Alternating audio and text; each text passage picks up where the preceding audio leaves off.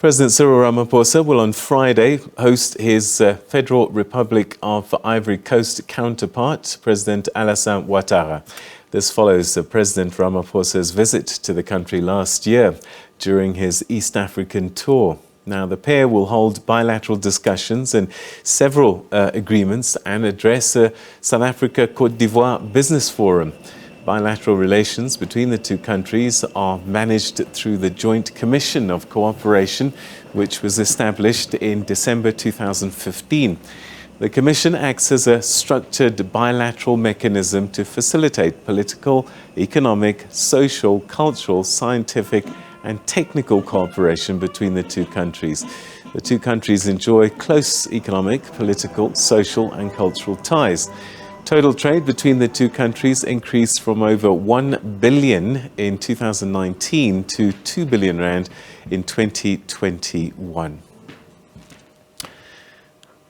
Well, to share his thoughts about this visit and what it might mean for us, we're now joined by the Director and Chief Economist at Econometrix, Dr. Azar Jammine. Thanks very much indeed for joining us, and welcome to the program.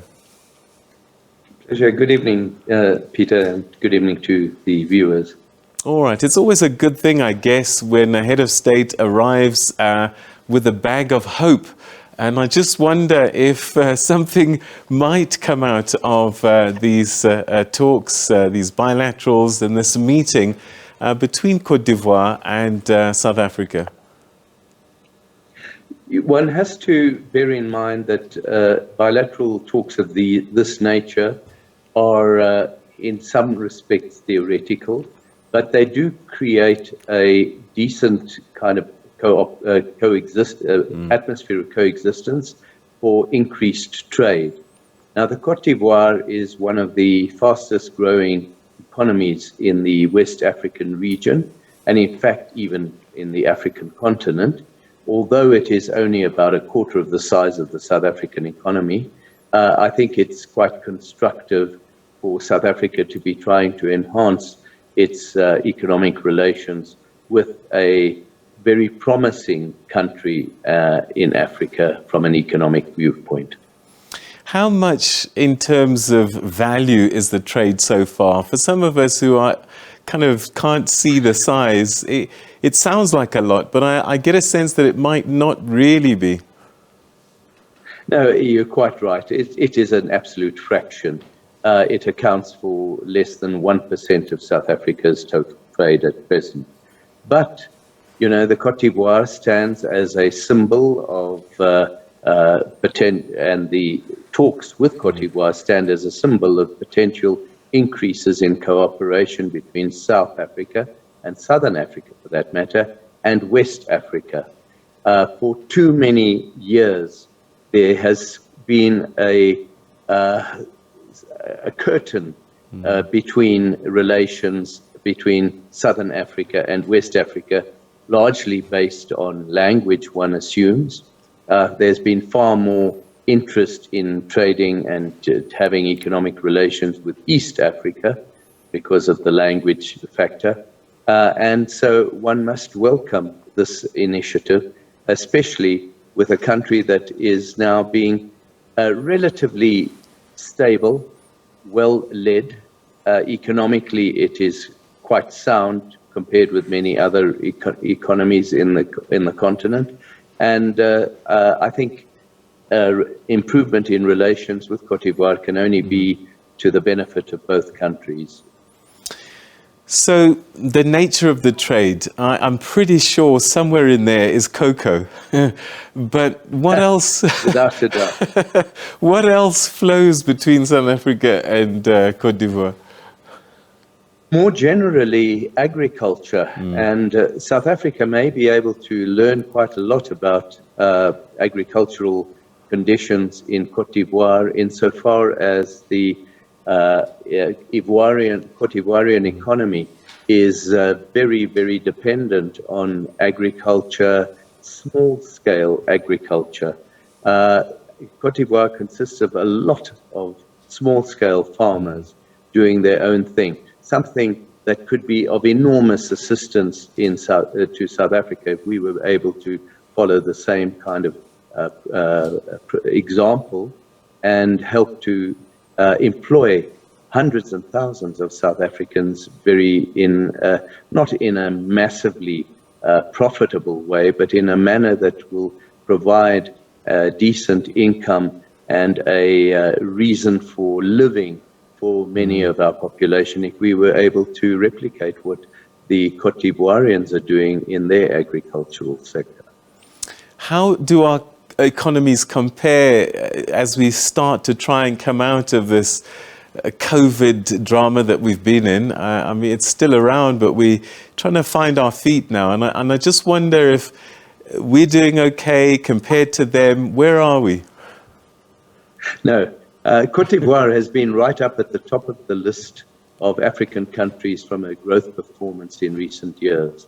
Even during 2020, with the height of the COVID crisis, the Ivorian economy still managed to eke out a 2% growth rate, whereas South Africa, together with the majority of countries in the world, actually shrank, had their economy shrinking. So Côte d'Ivoire is growing much faster than South Africa at the moment.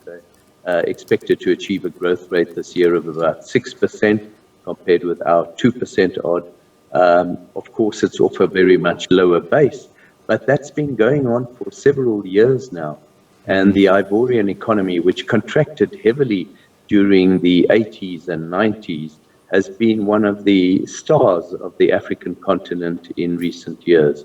And South Africa stands to benefit from increasing its ties and its closeness from an economic interaction point of view with an economy like that. And can we make breakthroughs? I mean, traditionally, I think China, France are probably their bigger partners in terms of trade. Nigeria, because of its proximity, we're quite far away from them. And as you said, you know, we haven't made this breakthrough with West Africa. So is there a chance for us when I see China and France, Nigeria, all kind of well in with Côte d'Ivoire? Well, why not if we stand to be able to compete in a superior fashion to these other potential partners? I've been quite surprised. The amount of Ivorian trade with France is actually relatively small, at no more than 10% odd. And even China, China accounts for 17% of trade. The Ivorian trade picture is actually fairly diversified. So South Africa does stand to do relatively well if it can prove itself with decent kinds of products that it can export to Côte d'Ivoire and import a lot of goods that Côte d'Ivoire actually produces, including textiles, clothing, certain building materials, and that kind of thing that may actually, and of course the whole small-scale agricultural technology.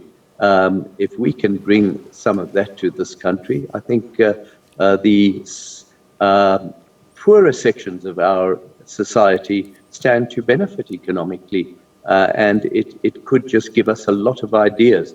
What is emphasized in the preamble to this trip is cultural and scientific cooperation between the two.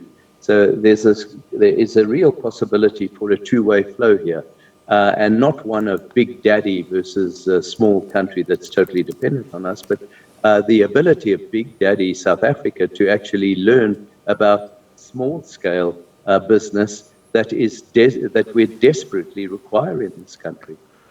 All right. I mean, again, you've got these traditional relationships. Has language played a role in maybe not facilitating as much trade as we could have had? I think undoubtedly that has been the case, not only with Côte d'Ivoire, but with many other West African economies that are growing quite rapidly. Senegal is the obvious other Francophone country that is doing extremely well. And I think it's incumbent on South Africa to increase its ties. Also, from a strategic political point of view, it's important for South Africa to start trying to engage in far more of the African continent than has been the case in the past. West African countries generally have seen South Africa and Nigeria as trying to dominate the political discourse as regards Africa is concerned.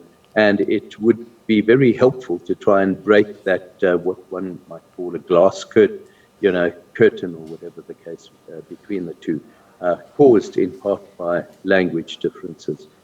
All right. Dr. Azar Jammine, we'll leave it there for the time being, and perhaps we'll chat again after the visit. But certainly, I think, as you say, important steps. Let's hope that it leads to some positive growth. Thanks so much for joining us. Always good to have your thoughts.